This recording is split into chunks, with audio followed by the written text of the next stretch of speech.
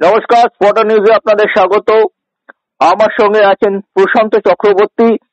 Indian super league যেসব মুষ্টিময় কয়েকজন প্রাক্তন ফুটবলার নিয়মিত ফলো করেন, প্রশান্ত তাদের মধ্যে একজন।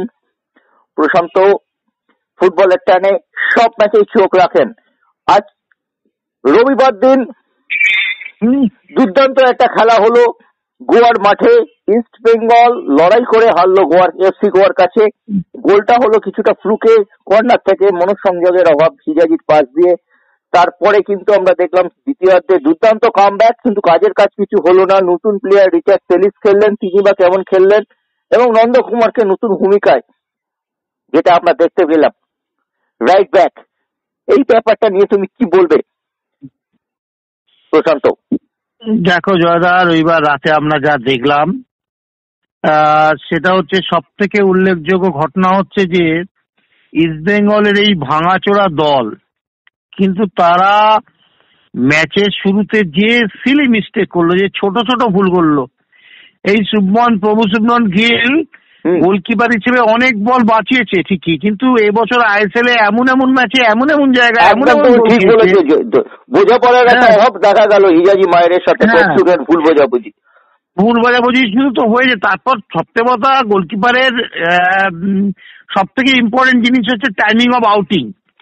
এয়ারে বলে টাইমিং অফ আউটিংটা তোমাকে পারফেক্ট করতে হবে, কিন্তু ও যেরকম ভাবে টাইমিং অফ আউটিংটা করলো, এত স্লো এলো, যেটা দেখে মনে হলো কোনো বাচ্চা শিশু ক্যাম্পের গোলকিপাররা এই জিনিস করে। যে ও তো ইন্ডিয়া টিমে ডাকও পেয়েছিল গত বছর কেরালা ভার্সেসে, গত বছর আগের বছর খেলে এসেছে, গত বছর ইসমলে ভালো খেলেছে, পারফরমেন্স করেছে, কিন্তু যথেষ্ট অভিজ্ঞ হয়ে গেছে। এখন যদি এই অভিজ্ঞ গোলকিপার এই মিস্টেক করে খেলার শুরুতেই, তাহলে তো মানে কি বলা যাবে আর কি, মানে মরাল ডাউন তো শুরু থেকে হয়ে গেল।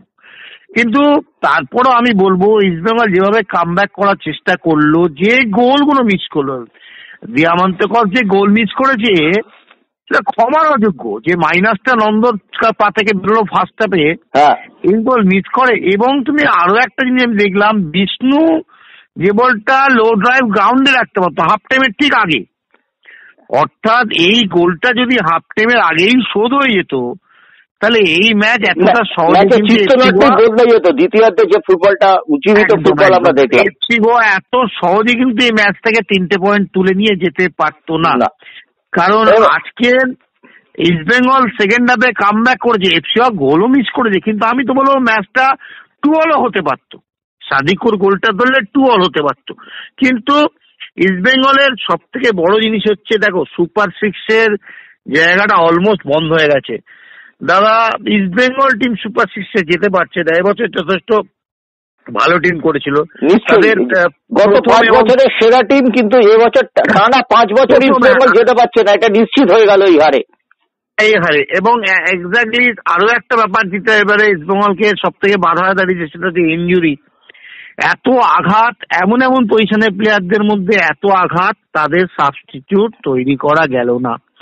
যে সাবস্টিটিউট বেঞ্চ দেখো, তোমার Bangalore FC, Jamshedpur FC, Mohun Bagan super giant, তাদের যে reserve bench, BFC, FC Goa, Jamshedpur, প্রত্যেকের ক্ষেত্রেই আমরা দেখেছি যে রিজার্ভ বেঞ্চ কিন্তু যথেষ্ট তৈরি ছিল এবং সমমানের প্লেয়ার ছিল।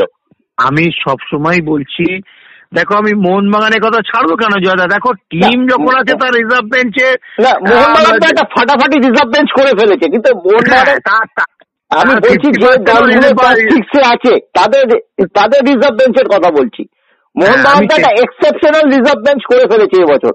অবশ্যই তোমার দিক থেকে তুমি ঠিক আছে, কিন্তু আমি অলমোস্ট যে কটা টিম আছে সেই কটা টিম হিসেবে বলছি যে রিজার্ভ বেঞ্চ যদি তোমার ঠিক মতো না সার্ভিস থাকে, রেডি থাকে, তাহলে কিন্তু তোমার প্রবলেম গুলো ঠিক হবে। এবং এটা ইস্টবেঙ্গলের ক্ষেত্রে এবারে ম্যাক্সিমাম ম্যাচে তাই হয়েছে। দেখো দাদা, মুম্বাই সিটি এফসির সাথে যে ম্যাচটা 2-2 চলছে, সেই ম্যাচটা শেষ সময় গোল খেয়ে বোকার মতো পয়েন্ট তুলে দিয়ে আসা।